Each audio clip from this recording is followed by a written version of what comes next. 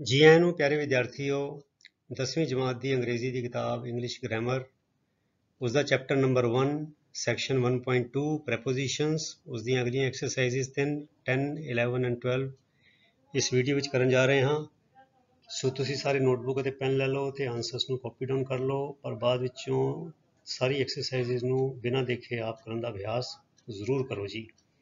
ਤੇ ਪਿਆਰੇ ਵਿਦਿਆਰਥੀਓ ਇसी ਚੈਨਲ ਤੇ ਬਰਾਊਜ਼ ਕਰਕੇ ਤੁਸੀਂ ਹੋਰ ਪਲੇਲਿਸਟਾਂ ਤੇ ਵੀ ਨਿਗਾਹ ਮਾਰੋ ਤੇ ਤੁਹਾਡੀ 10ਵੀਂ ਜਮਾਤ ਨਾਲ ਸੰਬੰਧਿਤ ਕੁਝ ਪਲੇਲਿਸਟਾਂ ਹਨ, ਜਿਵੇਂ ਕਿ 10th English main course book, ਫਿਰ ਹੈਗੀ ਹੈ 10th ਸਾਇੰਸ, ਫਿਰ ਹੈਗੀ ਹੈ 10th ਮੈਥ, ਇੱਕ ਹੈਗੀ ਹੈ 10th ਮੈਥ ਨੋਟਸ, ਇੱਕ ਹੋਰ ਹੈਗੀ ਹੈ 10th ਮੈਥ ਐਕਸਟਰਾ ਕੁਐਸਚਨਸ। ਸੋ ਤੁਸੀਂ ਸਾਇੰਸ ਔਰ ਮੈਥ ਦੀਆਂ ਲੋੜਾਂ ਵੀ ਪੂਰੀਆਂ ਕਰ ਸਕਦੇ ਹੋ। ਸੋ ਆਓ ਸ਼ੁਰੂ ਕਰੀਏ ਇਹ ਵਾਲੀ exercises. Fill in the blanks with suitable ਪ੍ਰੈਪੋਜੀਸ਼ਨਸ, ਅਰਥਾਤ ਖਾਲੀ ਥਾਵਾਂ ਨੂੰ ਢੁਕਵੇਂ ਪ੍ਰੈਪੋਜੀਸ਼ਨਸ ਨਾਲ ਭਰੋ। Exercise 10. Dreams have been the topic of discussion.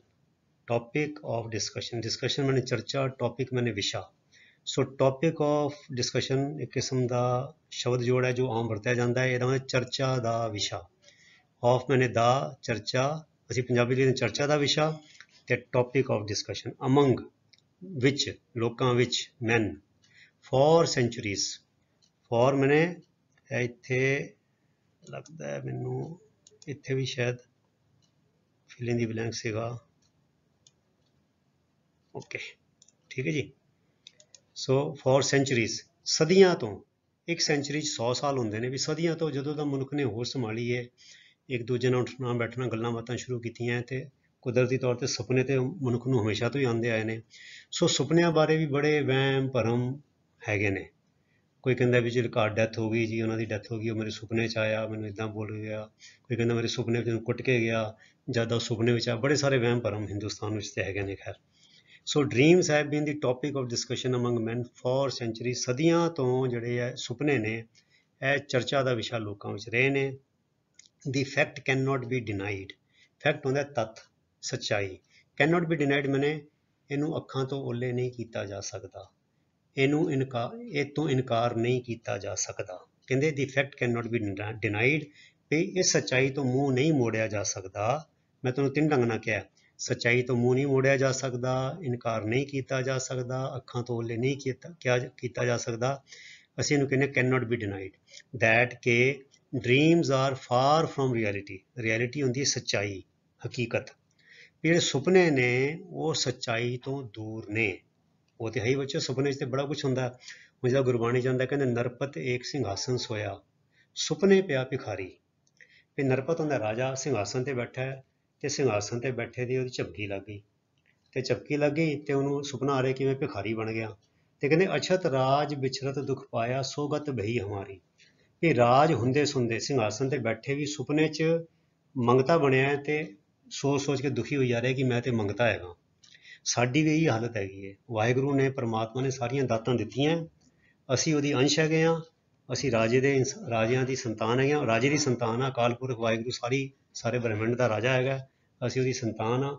ते असी क्योंकि उह तो लिंक टुट गया, माया के सुपने में फस गए, तो असी भी बड़े दुखी रहने। ठीक है ना।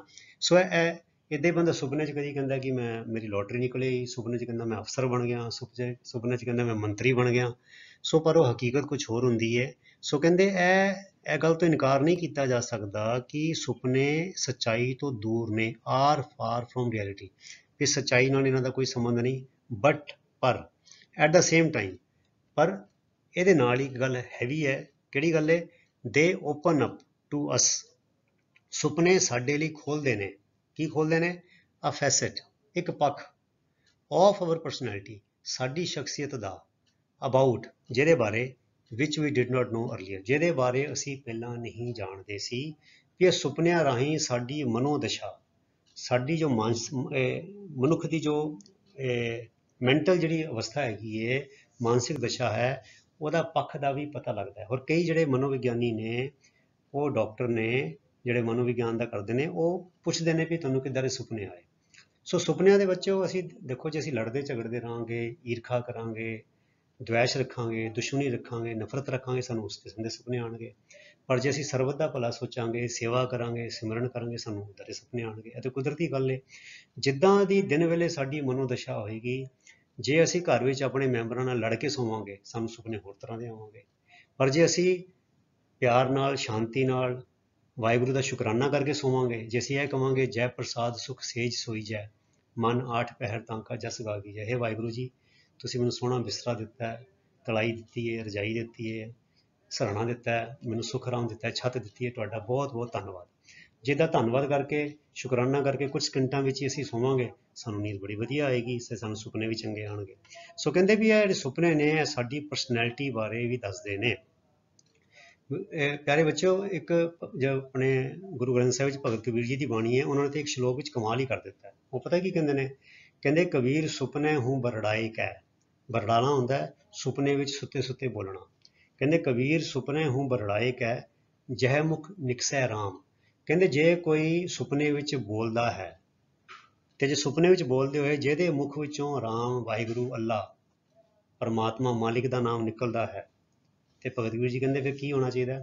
ਕਹਿੰਦੇ ਤਾਂ ਕਿ ਪਗ ਕੀ ਪਾਹਨੀ, ਪਾਨਹੀ, ਪਾਨਹੀ ਹੁੰਦੀ ਜੁੱਤੀ, ਕਹਿੰਦੇ ਉਹਦੇ ਪੈਰ ਦੀ ਜੁੱਤੀ ਲਈ ਮੇਰੇ ਤਨ ਕੋ ਚਾਮ, ਮੇਰੇ ਤਨ ਦੀ ਚਮੜੀ ਹਾਜ਼ਰ ਹੈ, ਵੀ ਮੇਰੀ ਖੱਲ ਲਾ ਲਓ, ਉਹਦੀ ਜੁੱਤੀ ਬਣਾਓ, ਤੇ ਉਹ ਮਨੁੱਖ ਭਾਗਾਂ ਵਾਲਾ, ਉਹ ਉਸ ਚਮੜੀ ਦੀ, ਉਸ ਮੇਰੇ ਚੰਮ ਦੀ ਜੁੱਤੀ ਬਣਾ ਕੇ ਉਹ ਬੰਦਾ ਪਾਵੇ। ਹੈ ਵੇ ਭਗਤੀ ਉਹਨਾਂ ਦੀ। ਦੇਖੋ ਇਦਾਂ ਪਤਾ ਲੱਗਦਾ ਬਾਣੀ ਪੜ੍ਹ ਕੇ, ਕੱਲਾ ਮੱਥਾ ਟੇਕਣ ਨਾਲ ਗੁਰੂ ਗ੍ਰੰਥ ਸਾਹਿਬ ਨੂੰ ਮੱਥਾ ਟੇਕ ਕੇ ਥੋੜ੍ਹੀਆਂ ਗੱਲਾਂ ਦਾ ਪਤਾ ਲੱਗਦਾ, ਜਿਹੜੇ ਪੜ੍ਹਦੇ ਹਾਂ ਤਾਂ ਸਾਨੂੰ ਗੱਲਾਂ ਦਾ ਪਤਾ ਲੱਗਦਾ। ਸੋ ਸੁਪਨੇ ਬਾਰੇ ਵੀ ਦੇਖੋ ਉਹਨਾਂ ਨੇ ਕਿੰਨੀ ਵੱਡੀ ਗੱਲ ਕਹੀ ਹੈ ਗੁਰਬਾਣੀ ਵਿੱਚ, ਵੀ ਜੇ ਸੁਪਨੇ ਵਿੱਚ ਕੋਈ ਵਾਹਿਗੁਰੂ ਵਾਹਿਗੁਰੂ ਕਰਦਾ ਹੈ, ਤੇ ਭਗਤ ਕਬੀਰ ਜੀ ਕਹਿੰਦੇ ਮੇਰੇ ਤਨ ਦਾ ਚੰਮ ਜਿਹੜਾ ਹੈ ਨਾ, ਉਹਦੀ ਜੁੱਤੀ ਬਣਾਓ, ਤੇ ਉਹ ਬੰਦਾ ਜਿਹੜਾ ਜੁੱਤੀ ਪਾ ਲਵੇ। ਸੋ ਇਹ ਹੁੰਦੀ ਸੁਪਨੇ ਦੀ ਗੱਲਾਂ। ਸੋ ਮੇਰੇ ਇਹ ਕਿਉਂਕਿ ਵਿਸ਼ਾ ਸੀ ਸੁਪਨੇ ਦਾ, ਤੇ ਮੈਂ ਸੋਚਿਆ ਇਹ ਗੱਲ ਵੀ ਨਾਲ ਜੋੜ ਦਿੱਤੀ ਜਾਵੇ। ਸੋ ਬੱਚਿਓ ਇਹ ਗੱਲ ਤੇ ਪੱਕੀ ਹੈ, ਜਿੱਦਾਂ ਦੇ ਵਿਚਾਰ ਅਸੀਂ ਦਿਨ ਸਾਰੇ ਦਿਨ 'ਚ ਰੱਖਾਂਗੇ ਲੋਕਾਂ ਦੇ ਪ੍ਰਤੀ, ਆਪਣੇ ਘਰ ਦੇ ਮੈਂਬਰਾਂ ਦੇ ਪ੍ਰਤੀ, ਸ਼ਰੀਕਿਆਂ ਦੇ ਪ੍ਰਤੀ, ਹੋਰ ਸਾਡੇ ਆਂਢ ਗੁਆਂਢ ਦੇ ਪ੍ਰਤੀ, ਸਾਡੇ ਉੱਦਾਂ ਦੇ ਹੀ ਸਾਨੂੰ ਜਿਹੜੇ ਆਉਣਗੇ। ਜੇ ਸਾਡੇ 'ਚ ਸਬਰ, ਸੰਤੋਖ, ਪਿਆਰ ਵਾਲੇ ਜਜ਼ਬੇ ਹੋਣਗੇ, ਤੇ ਸਾਨੂੰ ਫਿਰ ਉੱਦਾਂ ਦੇ ਵਧੀਆ ਸੁਪਨੇ ਆਉਣਗੇ, ਹੈ ਨਾ। ਤੇ ਜੇ ਈਰਖਾ, ਦਵੈਸ਼ ਵਾਲੇ, ਨਫ਼ਰਤ ਵਾਲੇ, ਖਿਜੀ ਵਾਲੇ, ਹੈ ਨਾ, ਉਹ ਉੱਦਾਂ ਦੇ ਜਜ਼ਬੇ ਹੋਣਗੇ, ਤੇ ਸਾਨੂੰ ਫਿਰ ਉੱਦਾਂ ਦੇ ਸੁਪਨੇ ਆਉਣਗੇ। ਕਹਿੰਦੇ dreams take us to the world, ਸੁਪਨੇ ਸਾਨੂੰ ਉਸ ਦੁਨੀਆ ਵਿੱਚ ਲੈ ਜਾਂਦੇ ਹਨ, ਵਿਚ ਇਜ਼ ਮੋਰ ਲਾਈਕ ਅ ਯੂਟੋਪੀਆ। ਹੁਣ ਯੂਟੋਪੀਆ ਕੀ ਹੁੰਦਾ ਬੱਚਿਓ? ਯੂਟੋਪੀਆ ਇੱਕ ਮੁਹਾਵਰਾ ਹੈ, ਇੱਕ ਮਤਲਬ ਕਿ ਕਹਿ ਲਓ ਇੱਕ ਸੁਪਨ ਦੁਨੀਆ, ਮਤਲਬ ਕਿ ਇਹ ਕਹਿ ਲਓ ਕਿ ਉਹ ਦੁਨੀਆ ਜਿਹੜੀ ਦੇਖਣ ਨੂੰ, ਸੁਣਨ ਨੂੰ ਬਹੁਤ ਵਧੀਆ ਲੱਗੇ, ਪਰ ਪ੍ਰੈਕਟੀਕਲੀ ਉਹ ਪੋਸੀਬਲ ਨਾ ਹੋਵੇ। ਮਤਲਬ ਜਿੱਥੇ ਸੌਖੀ ਸੌਖੇ ਦੁੱਧ ਦੀਆਂ ਨਦੀਆਂ ਵਗ ਰਹੀਆਂ, ਸ਼ਹਿਦ ਦੀਆਂ ਨਦੀਆਂ ਵਗ ਰਹੀਆਂ, ਹੈ ਨਾ, ਤੇ ਮਤਲਬ ਕਿ ਉੱਦਾਂ ਦਾ ਜਿਹੜਾ ਸੁਪਨਾ ਜਿੱਦਾਂ ਅਸੀਂ ਕਹਾਣੀਆਂ ਵਿੱਚ ਪੜ੍ਹਦੇ ਹਾਂ, ਸੁਣਦੇ। ਸੋ ਯੂਟੋਪੀਆ ਹੁੰਦਾ ਹੈ ਉਹ ਇੱਕ ਤਸੱਵਰ ਸਮਾਜ ਦਾ, ਜੋ ਦੇਖਣ ਸੁਣਨ ਨੂੰ, ਪੜ੍ਹਨ ਸੁਣਨ ਨੂੰ ਬੜਾ ਵਧੀਆ ਲੱਗੇ, ਪਰ ਪ੍ਰੈਕਟੀਕਲੀ ਮੁਮਕਿਨ ਨਾ ਹੋਵੇ। ਉਹ ਜਿਹੜੇ ਨਾ ਸ਼ੇਖ ਚਿੱਲੀਆਂ ਵਾਲਾ, ਸ਼ੇਖ ਚਿੱਲੀ ਦੀ ਦੁਨੀਆ, ਫਿਰ ਇੱਦਾਂ ਹੋਏਗਾ, ਫਿਰ ਇੱਦਾਂ ਹੋਏਗਾ, ਫਿਰ ਮੈਂ ਇੱਦਾਂ ਕਰਾਂਗਾ, ਫਿਰ ਮੈਂ ਉੱਦਾਂ ਕਰਾਂਗਾ, ਤੇ ਬਸ ਇੱਦਾਂ ਹੀ ਹੁੰਦਾ। ਸੋ ਯੂਟੋਪੀਆ ਕਹਿੰਦੇ ਸਾਨੂੰ ਇਹ ਜਿਹੜੇ ਸੁਪਨੇ ਨੇ ਉਸ ਦੁਨੀਆ ਵਿੱਚ ਲੈ ਜਾਂਦੇ ਨੇ। Some people are in the habit of, ਕੁਛ ਲੋਕਾਂ ਨੂੰ ਇਹ ਆਦਤ ਹੁੰਦੀ ਹੈ। ਹੁਣ ਅਸੀਂ ਪੰਜਾਬੀ 'ਚ ਕਹਿੰਦੇ ਕੁਛ ਲੋਕਾਂ ਨੂੰ ਇਹ ਆਦਤ ਹੁੰਦੀ ਹੈ, ਅੰਗਰੇਜ਼ੀ 'ਚ ਕਹਿੰਦੇ some people are in the habit of ਕਿ ਡੇ ਡਰੀਮਿੰਗ, ਦਿਨੇ ਵੀ ਸੁਪਨੇ ਲਈ ਜਾਣੇ, ਮਣੀ ਸੁੱਤੇ ਸੁੱਤੇ ਆਪਣੇ ਬੈਠੇ ਰਹਿਣੇ। ਉਹ ਜਿੱਦਾਂ ਨਾ ਕਹਿੰਦੇ ਉਹ ਪੰਜਾਬੀ ਦਾ ਖਾਣੇ ਕਹਿੰਦੇ ਉਦਮ ਅੱਗੇ ਲੱਛਮੀ, ਪੱਖੇ ਅੱਗੇ ਪੌਣ। ਕਹਿੰਦੇ ਦਲਿੱਦਰਾਂ ਘਰ ਗਊ ਲਵੇਰੀ, ਦੱਸੋ ਚੋਵੇ ਕੌਣ। ਵੀ ਗਾਂ ਤੇ ਲਵੇਰੀ ਹੈਗੀ ਹੈ, ਪਰ ਜੇ ਦੁੱਧ ਪੀਣਾ ਹੈ, ਲੱਸੀ ਪੀਣੀ, ਦਹੀਂ ਖਾਣੀ ਹੈ, ਫਿਰ ਉੱਠਣਾ ਪਏਗਾ, ਮੰਜੇ ਤੋਂ ਉੱਠਣਾ ਪਏਗਾ, ਕੁਰਸੀ ਤੋਂ ਉੱਠਣਾ ਪਏਗਾ, ਬਾਲਟੀ ਚੱਕਣੀ ਪਏਗੀ, ਬਾਲਟੀ ਧੋਣੀ ਪਏਗੀ, ਥਣਾ ਨੂੰ ਧੋਣਾ ਪਏਗਾ, ਫਿਰ ਥਣ ਨੂੰ ਘੁੱਟ ਕੇ ਦੁੱਧ ਕੱਢਣਾ ਪਏਗਾ, ਉਹਨੂੰ ਉਬਾਲਣਾ ਪਏਗਾ, ਦਹੀਂ ਜਮਾਉਣਾ ਪਏਗਾ, ਰਿੜਕਣਾ ਪਏਗਾ, ਤਾਂ ਜਾ ਕੇ ਕਿਤੇ ਲੱਸੀ ਮੱਖਣ ਮਿਲੇਗਾ। ਸੋ ਬੈਠੇ ਬੈਠੇ ਨਹੀਂ, ਸੋ ਬੈਠੇ ਬੈਠੇ ਕਹੋ ਜੀ ਦੁੱਧ ਸਾਡੀ ਮੱਝ ਤੇ ਬੜਾ ਦੁੱਧ ਦਿੰਦੀ ਹੈ, ਸਾਡੀ ਗਾਂ ਤੇ ਬੜਾ ਦੁੱਧ ਦਿੰਦੀ ਹੈ, ਤੇ ਬੈਠੇ ਬੈਠੇ ਥੋੜ੍ਹੀ ਦੁੱਧ ਨਿਕਲ ਜਾਣਾ। ਸੋ ਕਹਿੰਦੇ some people are in the habit of day ਡਰੀਮਿੰਗ, ਵੀ ਦਿਨੇ ਵੀ ਸੁਪਨੇ ਲੈਂਦੇ ਰਹਿੰਦੇ ਨੇ, ਅਰਥਾਤ ਕੰਮਕਾਰ ਕੋਈ ਨਹੀਂ ਕਰਦੇ, ਆਲਸੀ ਹੁੰਦੇ ਨੇ, ਦਿਨੇ ਹੀ ਸੁਪਨਿਆਂ ਨਾਲ ਗੱਲਾਂ ਬਾਤਾਂ ਹਵਾਈ ਕਿਲੇ ਬਣਾਉਂਦੇ ਰਹਿੰਦੇ ਨੇ, ਡੇ ਡਰੀਮਿੰਗ। ਦੇ ਫਾਈਂਡ ਦੈਮਸੈਲਵਸ ਲੋਸਟ, ਉਹ ਗੁਆਚੇ ਹੋਏ ਹੁੰਦੇ ਨੇ। ਕਿੱਥੇ ਗੁਆਚੇ? ਇਨ ਡਰੀਮਸ, ਸੁਪਨਿਆਂ ਵਿੱਚ। ਮੋਸਟ ਆਫ ਦਾ ਟਾਈਮ, ਜ਼ਿਆਦਾਤਰ ਸਮਾਂ। ਬਸ ਮਤਲਬ ਕਿ ਦਿਨੇ ਵੀ ਸੁੱਤੇ ਰਹਿਣਾ, ਬੈਠੇ ਰਹਿਣਾ, ਕਰਨਾ ਕੁਛ ਨਹੀਂ, ਤੇ ਵੱਡੀਆਂ ਵੱਡੀਆਂ ਗੱਲਾਂ ਕਰਨੀਆਂ। ਕਹਿੰਦੇ one must not blind one self. ਹੁਣ ਇੱਥੇ ਬਲਾਈਂਡ ਬੱਚਿਓ, ਇੱਕ ਤੇ ਹੁੰਦਾ ਬਲਾਈਂਡ ਐਡਜੈਕਟਿਵ, ਅੰਨਾ, ਇੱਥੇ ਬਲਾਈਂਡ ਹੈਗਾ, ਦੇਖੋ one must not blind, must ਆਕਸੀਲਰੀ verb ਹੈ, ਤੇ ਬਲਾਈਂਡ ਇੱਥੇ ਵਰਬ ਹੈਗੀ ਹੈ। ਮਤਲਬ ਕਿ ਮਨੁੱਖ ਨੂੰ ਆਪਣੇ ਆਪ ਨੂੰ ਅੰਨਾ ਨਹੀਂ ਕਰਨਾ ਚਾਹੀਦਾ, ਇਹਦਾ ਮਤਲਬ ਹੈ ਅਖਰੀ ਅਰਥ ਹੈ ਵੇ ਅੰਨਾ ਨਹੀਂ ਕਰਨਾ ਚਾਹੀਦਾ। ਅਰਥਾਤ ਇਹਦਾ ਮਤਲਬ ਹੈ ਅੱਖਾਂ ਤੋਂ ਓਲੇ ਨਹੀਂ ਕਰਨਾ ਚਾਹੀਦਾ। ਕਿਹਨੂੰ? ਵਨ ਸੈਲਫ, ਆਪਣੇ ਆਪ ਨੂੰ, ਟੂ ਦੀ ਰਿਐਲਿਟੀ, ਅਰਥਾਤ ਮਨੁੱਖ ਨੂੰ ਆਪਣੇ ਆਪ ਨੂੰ ਹਕੀਕਤ ਤੋਂ ਓਲੇ ਨਹੀਂ ਕਰਨਾ ਚਾਹੀਦਾ। ਵੀ ਮੈਂ ਜੇ ਅੱਖਾਂ ਮੀਟਣ ਦੇ ਨਾਲ ਕਬੂਤਰ ਜੇ ਅੱਖਾਂ ਮੀਟ ਲਵੇ ਤੇ ਕਹੇ ਜੀ ਬਿੱਲੀ ਤੇ ਮੈਨੂੰ ਦਿਸਦੀ ਨਹੀਂ ਹੈਗੀ, ਪਰ ਬਿੱਲੀ ਨੇ ਝਪੱਟਾ ਫੇਰ ਵੀ ਮਰ ਜਾਣਾ। ਹੁਣ ਸਾਹਮਣੇ ਗੰਦ ਪਿਆ ਹੈ, ਘਰ ਵਿੱਚ ਗੰਦ ਪਿਆ ਹੈ, ਦਲਿੱਦਰ ਪਿਆ ਹੈ, ਕੱਪੜਿਆਂ ਦਾ ਦੈੜ ਹੈਗਾ, ਆਪੇ ਨਹੀਂ ਧੋਤੇ ਜਾਣੇ, ਧੋਣੇ ਮੈਨੂੰ ਹੀ ਪੈਣੇ ਨੇ, ਝਾੜੂ ਵੀ ਮੈਨੂੰ ਲਾਉਣਾ ਪੈਣਾ, ਪੋਚਾ ਵੀ ਮੈਨੂੰ ਲਾਉਣਾ ਪੈਣਾ, ਬਿਜਲੀ ਦਾ ਬਿੱਲ ਵੀ ਮੈਨੂੰ ਜਾ ਕੇ ਜਮ੍ਹਾਂ ਕਰਾਉਣਾ ਪੈਣਾ। ਸੋ ਜਿਹੜੇ ਕੰਮ ਨੇ, ਜ਼ਿੰਮੇਵਾਰੀਆਂ ਨੇ, ਉਹਨਾਂ ਤੋਂ ਅੱਖਾਂ ਨਹੀਂ ਮੀਟਣੀਆਂ ਚਾਹੀਦੀਆਂ। ਇਹਦਾ ਮਤਲਬ ਹੈ ਕਿ one must not blind oneself to the reality, ਅਰਥਾਤ ਬੰਦੇ ਨੂੰ ਆਪਣੀ ਜੋ ਹਕੀਕਤ ਹੈ ਉਹਦੇ ਵੱਲੋਂ ਅੱਖਾਂ ਨਹੀਂ ਮੀਟਣੀਆਂ ਚਾਹੀਦੀਆਂ। ਬਲਾਈਂਡ ਮਤਲਬ ਕਿ ਘੇਸਲਾ ਨਹੀਂ, ਘੇਸਲ ਵੱਲ ਘੇਸਲ ਵੱਟ ਜਾਂਦੇ ਬੰਦੇ, ਉਹ ਮਤਲਬ ਕਿ ਸੁੱਤੇ ਹੋਣ ਦਾ ਬਹਾਨਾ ਕਰਦੇ ਨੇ ਵੀ ਮੈਂ ਤੇ ਖਰੇ ਬਿਮਾਰ ਹੈਗਾ ਜਾਂ ਸੁੱਤਾ, ਮੈਨੂੰ ਪਤਾ ਹੀ ਨਹੀਂ ਲੱਗ ਰਿਹਾ। ਸੋ ਜ਼ਿੰਮੇਵਾਰੀ ਤੋਂ ਨਹੀਂ ਭੱਜਣਾ ਚਾਹੀਦਾ। ਸੋ ਬੱਚੇ, ਬੜੇ ਪੈਰਾਗ੍ਰਾਫ ਮੈਂ ਕਹਾਂਗਾ ਤੁਹਾਡੀ ਕਿਤਾਬ 'ਚ ਬੜੇ ਵਧੀਆ ਬਣਾਏ ਨੇ, ਬੜੀ ਪ੍ਰੇਰਨਾ ਵਾਲੇ ਨੇ, ਬੜੀ ਸਿੱਖਿਆ ਦੇਣ ਵਾਲੇ ਨੇ। ਅਤੇ ਮੈਂ ਵੀ ਕੋਸ਼ਿਸ਼ ਕਰ ਰਿਹਾ ਵੀ ਇਕੱਲੇ ਪ੍ਰੈਪੋਜੀਸ਼ਨ ਹੀ ਤੁਹਾਨੂੰ ਨਾ ਕਰਾਏ ਜਾਣ, ਨਾਲ ਨਾਲ ਕੋਈ ਚੰਗੀਆਂ ਗੱਲਾਂ ਵੀ ਕਰਾਈਆਂ ਜਾਣ। ਸੋ ਬੱਚਿਓ, ਸਾਨੂੰ ਸੁਸਤੀ ਤੋਂ, ਆਲਸ ਤੋਂ ਬੜੇ ਚੁਕੰਨੇ ਰਹਿਣਾ ਚਾਹੀਦਾ।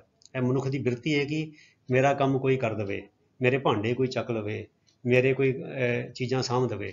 ਨਹੀਂ ਬੱਚਿਓ, ਸਾਨੂੰ ਆਪਣੇ ਕੰਮ ਵੱਧ ਤੋਂ ਵੱਧ ਆਪਣੇ ਆਪ ਕਰਨ ਦੀ ਆਦਤ ਪਾਉਣੀ ਚਾਹੀਦੀ ਹੈ। ਅਤੇ ਜੇ ਆਦਤ ਹੁਣੀ ਤੋਂ ਜੇ ਤੁਸੀਂ ਪਕਾ ਲਓਗੇ ਤਾਂ ਤੁਹਾਡੀ ਜ਼ਿੰਦਗੀ ਬਹੁਤ ਵਧੀਆ ਅੱਗੇ ਬੜੀ ਸੌਖੀ ਗੁਜ਼ਰੇਗੀ। ਆਓ ਅਗਲੀ ਐਕਸਰਸਾਈਜ਼ ਦੇਖੀਏ। ਹੁਣ ਆਇਆ ਬੱਚਿਓ ਵਿਆਹ ਬਾਰੇ। ਸਕਸੈਸਫੁਲ ਮੈਰਿਜ, ਮੈਰਿਜ ਮੈਨੇ ਵਿਆਹ, ਸਕਸੈਸਫੁਲ ਕਾਮਯਾਬ। ਕਹਿੰਦੇ ਦੀ ਸੀਕ੍ਰੇਟ, ਸੀਕ੍ਰੇਟ ਹੁੰਦਾ ਭੇਦ, ਆਫ ਅ ਸਕਸੈਸਫੁਲ ਮੈਰਿਜ। ਕਹਿੰਦੇ ਕਿਸੇ ਕਾਮਯਾਬ ਜੋ ਵਿਆਹ ਹੈ ਉਹਦਾ ਭੇਦ ਇਹ ਹੈ ਵੇ ਕਿ is how we understand and believe each other, ਕਿ ਅਸੀਂ ਇੱਕ ਦੂਜੇ ਨੂੰ ਕਿਵੇਂ ਸਮਝਦੇ ਹਾਂ ਅਤੇ ਕਿਵੇਂ ਇੱਕ ਦੂਜੇ 'ਤੇ ਵਿਸ਼ਵਾਸ ਕਰਦੇ ਹਾਂ। ਪਤੀ ਨੂੰ ਪਤਨੀ 'ਤੇ ਅਤੇ ਪਤਨੀ ਨੂੰ ਪਤੀ 'ਤੇ। ਦੂਜੇ ਨੂੰ ਸਮਝਣਾ ਵੀ ਚਾਹੀਦਾ ਹੈ, ਵਿਸ਼ਵਾਸ ਵੀ ਕਰਨਾ ਚਾਹੀਦਾ ਹੈ। ਜਿੱਥੇ ਸ਼ੱਕ ਹੁੰਦਾ ਹੈ ਉੱਥੇ ਕਦੀ ਵੀ ਵਿਆਹ ਕਾਮਯਾਬ ਨਹੀਂ ਹੁੰਦੇ। ਦੋਜ਼ ਹੂ ਇਨਵੋਲਵ ਦੈਮਸੈਲਵਸ, ਜਿਹੜੇ ਆਪਣੇ ਆਪ ਨੂੰ ਰੁਝਾ ਲੈਂਦੇ ਹਨ ਇਨ ਲਿਟੀਗੇਸ਼ਨਸ, ਲਿਟੀਗੇਸ਼ਨ ਕਹਿੰਦੇ ਕੇਸ, ਕੋਰਟ ਵਿੱਚ, ਅਦਾਲਤਾਂ ਵਿੱਚ ਕੇਸ ਪਾਏ ਹੁੰਦੇ ਨੇ, ਵਿਆਹਾਂ ਦੇ ਕਿੰਨੇ ਕੇਸ ਚੱਲਦੇ ਨੇ, ਤਲਾਕਾਂ ਦੇ। Those who involve ਦੈਮਸੈਲਵਸ in litigation ਹੁੰਦਾ ਵਿੱਚੋਂ ਕੇਸ, ਇਹ ਜਿਹੜੇ ਅਦਾਲਤਾਂ 'ਚ ਕੇਸ ਚੱਲਦੇ ਉਹਨੂੰ ਲਿਟੀਗੇਸ਼ਨ ਕਿਹਾ ਜਾਂਦਾ। In litigation are far from understanding the true meaning of marriage. ਕਹਿੰਦੇ ਉਹਨਾਂ ਨੇ, ਸਮਝੋ, ਜਿਹੜੇ ਕੇਸਾਂ ਵਿੱਚ ਉਲਝੇ ਹੋਏ ਨੇ, ਇੱਦਾਂ ਮਤਲਬ ਕਿ ਇਨਵੋਲਵ ਮਤਲਬ ਕੇਸਾਂ 'ਚ ਉਲਝੇ ਹੋਏ ਨੇ, they are far from understanding, ਉਹ ਇਸ ਸਮਝ ਤੋਂ ਬਹੁਤ ਪਰੇ ਨੇ, ਕਿਸ ਸਮਝ ਤੋਂ? True meaning of marriage. ਉਹਨਾਂ ਨੇ ਵਿਆਹ ਦਾ ਅਸਲੀ ਮਤਲਬ ਸਮਝਿਆ ਹੀ ਨਹੀਂ, ਉਹ ਵਿਆਹ ਦੇ ਅਸਲ ਮਕਸਦ, ਅਸਲ ਮੀਨਿੰਗ ਦੀ ਸਮਝ ਤੋਂ ਬਹੁਤ ਦੂਰ ਨੇ। ਉਹਨਾਂ 'ਚ ਮੈਚਿਓਰਿਟੀ ਨਹੀਂ ਹੈਗੀ, ਸਮਝ ਨਹੀਂ ਹੈਗੀ। As the time is changing, ਕਹਿੰਦੇ ਜਿਵੇਂ ਜਿਵੇਂ ਸਮਾਂ ਬਦਲ ਰਿਹਾ ਹੈ, ਦੀ divorce ratio is on the increase. ਦੇਖੋ ਜੀ, ਇਜ਼ ਔਨ ਦਾ ਇਨਕਰੀਜ਼, ਜਦੋਂ ਇੱਦਾਂ ਕਹਿਣਾ ਹੋਵੇ ਨਾ, ਔਨ ਦੀ ਵਾਧੇ ਵੱਲ ਹੈ। ਜਿਹੜਾ ਤਲਾਕ ਦੀ ਦਰ ਹੈ, ਤਲਾਕ ਦਾ ਜੋ ਰੇਸ਼ੀਓ ਹੈ, ਤਲਾਕ ਦਾ ਜੋ ਅਨੁਪਾਤ ਹੈ, ਦਰ ਹੈ, ਇਜ਼ ਔਨ ਦੀ ਇਨਕਰੀਜ਼। ਜੇ ਕਹਿਣਾ ਘਟਦਾ ਪਿਆ ਫਿਰ ਅਸੀਂ ਕਹਾਂਗੇ ਇਜ਼ ਔਨ ਦੀ ਡਿਕਰੀਜ਼। ਠੀਕ ਹੈ, ਮੈਂ ਨਾਲ ਦੇ ਨਾਲ ਗੱਲਾਂ ਵੀ ਦੱਸੀ ਜਾ ਰਿਹਾ ਤੁਹਾਨੂੰ। ਔਨ ਦਾ ਇਨਕਰੀਜ਼ ਹੁੰਦਾ ਵੀ ਵਾਧੇ ਵਾਲੇ ਪਾਸੇ ਹੈ, ਔਨ ਦਾ ਡਿਕਰੀਜ਼ ਘਾਟੇ ਵਾਲੇ ਪਾਸੇ ਵੀ ਘਟਦੀ ਪਈ ਹੈ। ਕਹਿੰਦੇ ਵੀ ਸਾਡੇ ਸਮਾਜ ਵਿੱਚ ਜੋ ਉਹਦੀ ਤਲਾਕ ਦੀ ਦਰ ਹੈਗੀ ਹੈ, ਤਲਾਕ ਦਾ ਅਨੁਪਾਤ ਇਹ ਵੱਧਦਾ ਜਾ ਰਿਹਾ। ਜਿੱਦਾਂ ਪਿੱਛੇ ਪਹਿਲਾਂ ਕੀ ਹੁੰਦਾ ਸੀ, 30-40 ਸਾਲ ਪਹਿਲੇ 100 ਪਿੱਛੇ ਕਿਤੇ ਮਸੀਂ ਇੱਕ ਅੱਧਾ ਤਲਾਕ ਸੁਣਨ ਨੂੰ ਮਿਲਦਾ ਸੀਗਾ, ਪਰ ਅੱਜ ਕੱਲ੍ਹ 100 ਵਿੱਚੋਂ 10-15 ਤੁਹਾਨੂੰ, 20 ਵੀ ਆਮ ਤੁਹਾਨੂੰ ਮਿਲ ਜਾਣਗੇ ਇੱਦਾਂ ਦੇ ਤਲਾਕ ਦੇ case.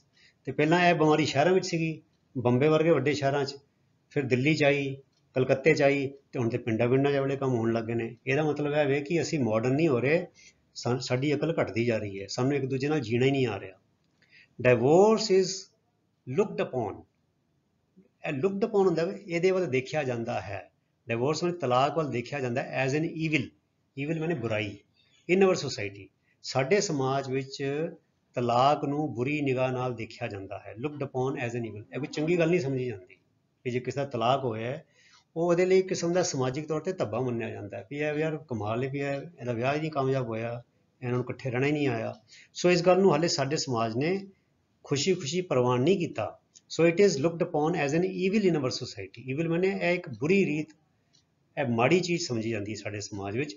Successful marriage depends on, ਜਿਹੜੀ ਕਾਮਯਾਬ ਵਿਆਹ ਹੈ ਉਹ ਨਿਰਭਰ ਕਰਦਾ ਹੈ ਕਿਹਦੇ 'ਤੇ? On cooperation. ਕੋਆਪਰੇਸ਼ਨ ਹੁੰਦਾ ਬੱਚਿਓ ਇੱਕ ਦੂਜੇ ਦੀ ਮਦਦ ਕਰਨੀ, ਐਂਡ ਐਡਜਸਟਮੈਂਟ, ਇੱਕ ਦੂਜੇ ਨਾਲ ਐਡਜਸਟ ਕਰਨਾ।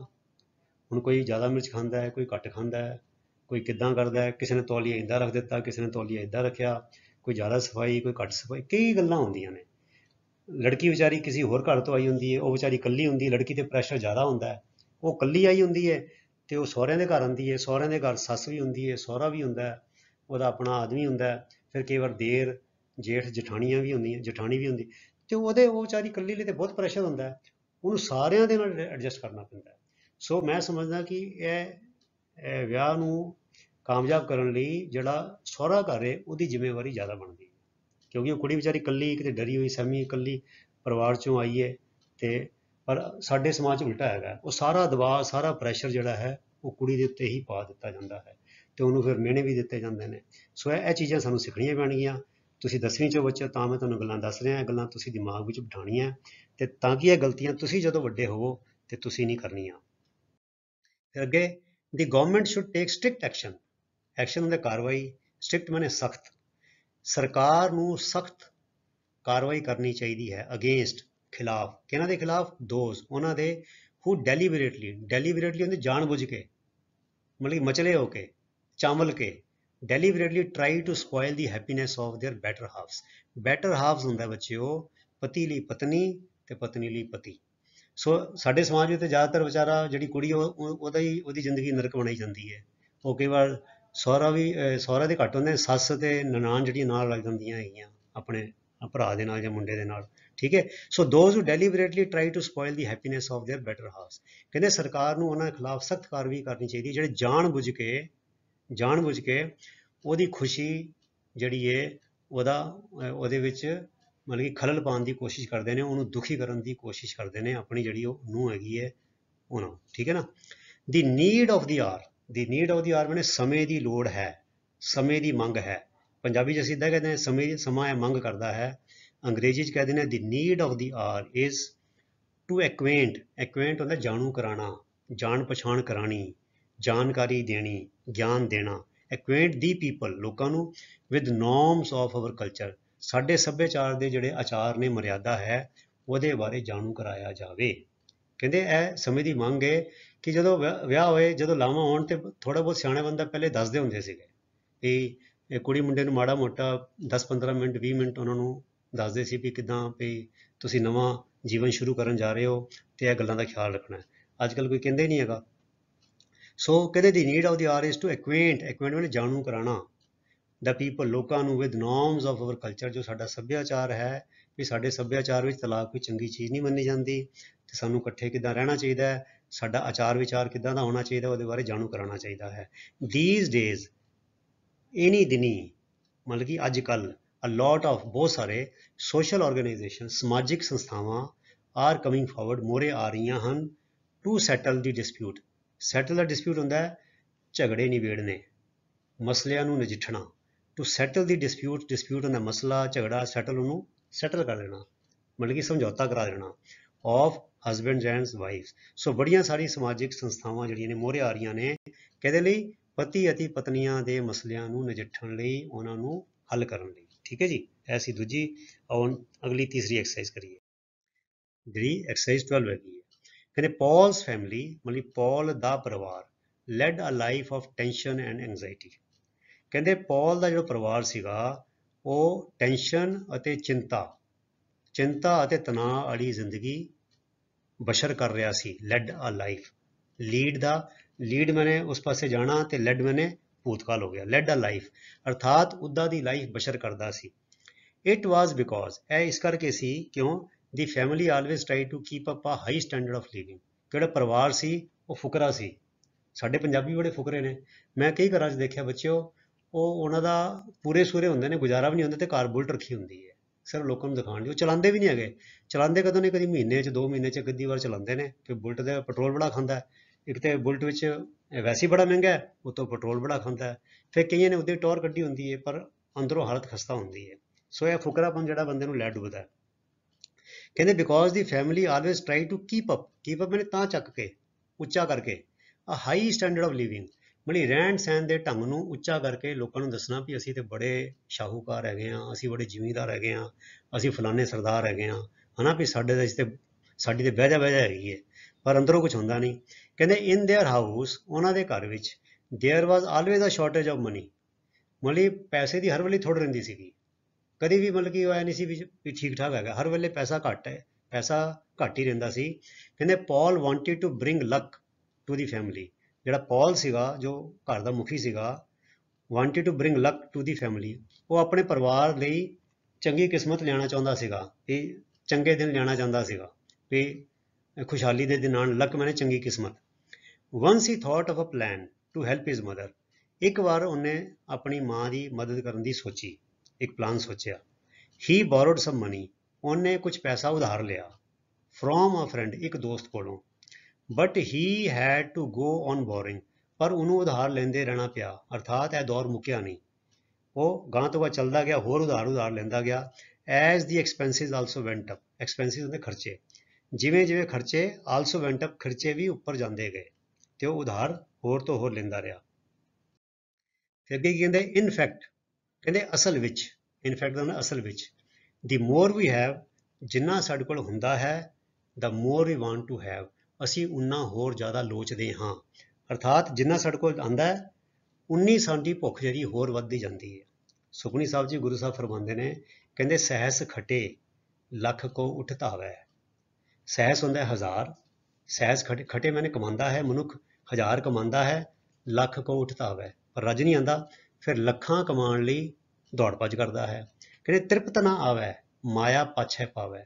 ਮਾਇਆ ਲੈ ਕੇ ਪਿੱਛੇ ਸੁੱਟੀ ਜਾਂਦਾ, ਇਕੱਠੀ ਕਰੀ ਜਾਂਦਾ, ਤੇ ਤ੍ਰਿਪਤ ਨਾ ਆਵੈ, ਮੇਰੀ ਤ੍ਰਿਪਤੀ ਉਹਨੂੰ ਕਦੀ ਵੀ ਨਹੀਂ ਆਉਂਦੀ। ਇਹ ਤੇ ਬੱਚਿਓ ਇਦਾਂ ਵਾਲੀ ਹੈ ਜਿੱਦਾਂ ਬਾਲਣ, ਜਿਹੜਾ ਅੱਗ ਨਹੀਂ ਹੁੰਦੀ, ਅੱਗ ਜਿੰਨਾ ਬਾਲਣ ਪਾਓ, ਜਿਉਂ ਈਂਧਨ, ਜਿਉਂ ਪਾਵਕ ਈਂਧਨ ਨਹੀਂ ਧਰਾਪੈ।